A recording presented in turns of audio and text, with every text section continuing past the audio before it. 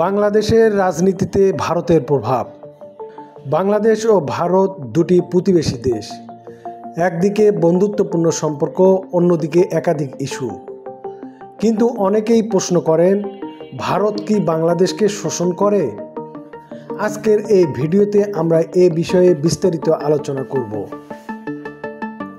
ভূ রাজনৈতিক সম্পর্কের পটভূমি। প্রথমেই দেখে নেই ভারত ও বাংলাদেশের মধ্যে কী ধরনের সম্পর্ক রয়েছে।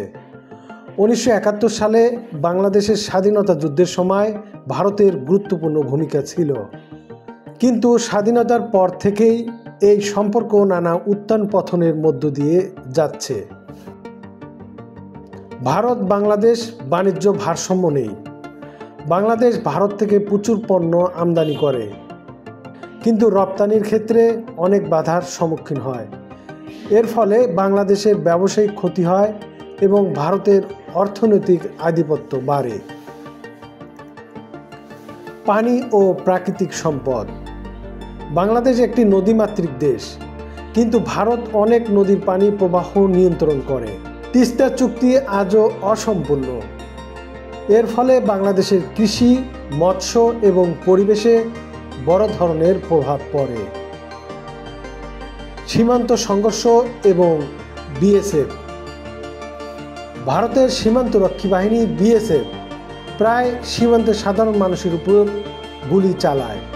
এর ফলে সীমান্ত এলাকার মানুষের জীবনযাত্রা বিপর্যস্ত হয়ে পড়ে। সাংস্কৃতিক আধিপত্য। ভারতীয় সংস্কৃতির প্রভাব বাংলাদেশে ব্যাপক। টিভি সিরিয়াল, সিনেমা এবং গানের মাধ্যমে ভারত বাংলাদেশের মানুষের দৈনন্দিন জীবনে জায়গা করে নিয়েছে। এর ফলে বাংলাদেশের নিজস্ব সংস্কৃতি প্রভাবিত হচ্ছে। রাজনৈতিক ও কূটনৈতিক। ভারত প্রায় বাংলাদেশের অভ্যন্তরীণ রাজনীতিতে প্রভাব ফেলতে চায়। বিশেষ করে নির্বাচনকালীন সময়ে ভারতের ভূমিকা নিয়ে বিতর্ক দেখা যায়। রাজনৈতিক হস্তক্ষেপ। বাংলাদেশ একটি স্বাধীন দেশ, তবে বিভিন্ন ক্ষেত্রে ভারতের প্রভাব এবং শোষণ নিয়ে সচেতন থাকা জরুরি। আমাদের কূটনীতিক ও জনগণের শক্তি এই সমস্যাগুলোর সমাধানে ভূমিকা রাখতে পারে।